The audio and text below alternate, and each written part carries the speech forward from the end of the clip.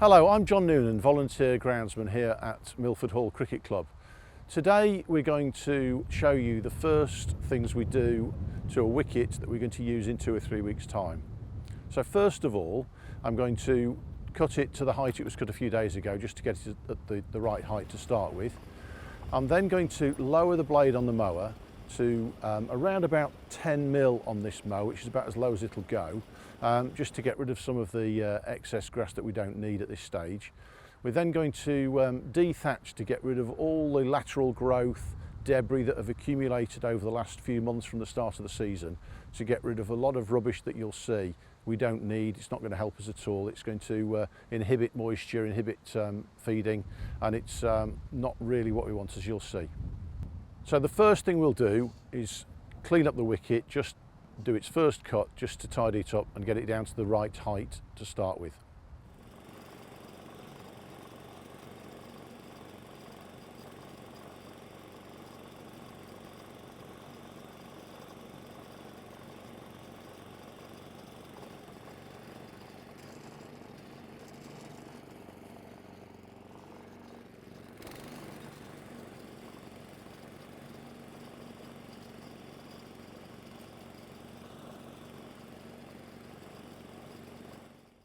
So first of all, I'm going to lower the height of the blade to around about 10 mil.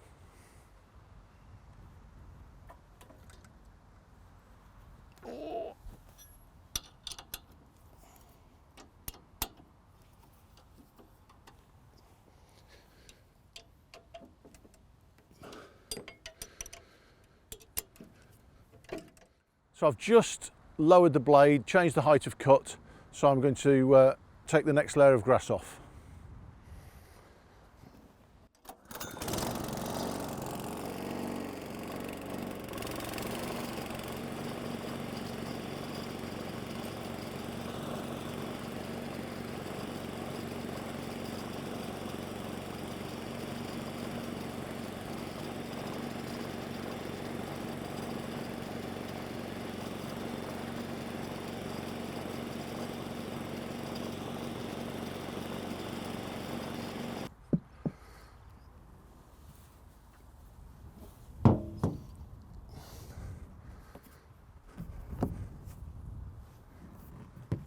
So that's what we've taken off to get the grass down to around about 10 millimetres. Right, I'm about to scarify the wicket, taking away the thatch and the lateral growth that's there. I'm going to use this Atco Balmoral, which is 18 years old, which has done some hard yards in its time. It's effective, it takes a bit of maintenance. It uses expensive fuel. We only put E5 or specialist fuel in it, but currently, fingers crossed, it does a good job.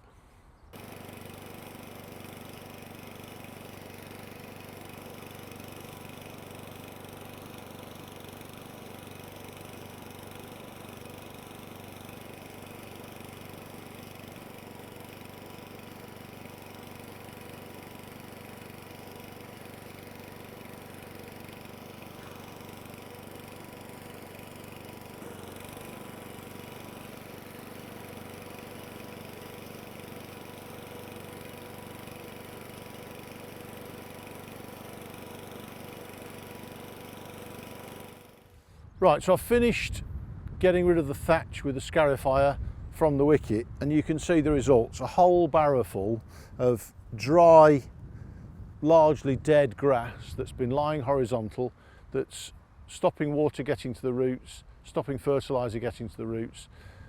It's not going to do a lot for bounce in a cricket situation, but from a health of the grass point of view, in a domestic situation as well, it's no use at all. It just wants to go on the compost heap. Now, the couple of mowers we've used today would have been a lot simpler had we used one mower, a Sterling or a C24, and changed cartridges. And on the Sterling, the height of cut change could have been in seconds.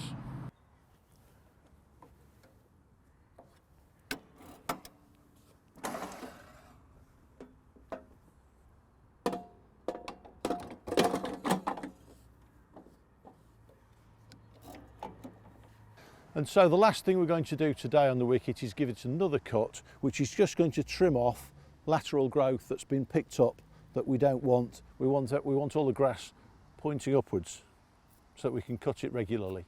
So the last thing I'm going to do is cut the wicket again at the same height, just to nip off all that lateral growth that's been picked up.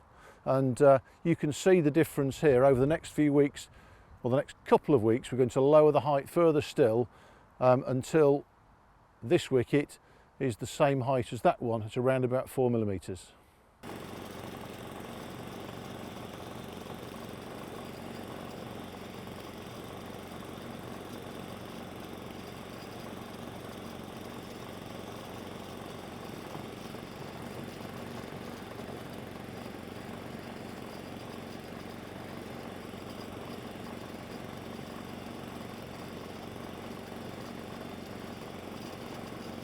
So you can see already how much grass is in the bin, and that's the grass that we've stood up so that we can cut it again.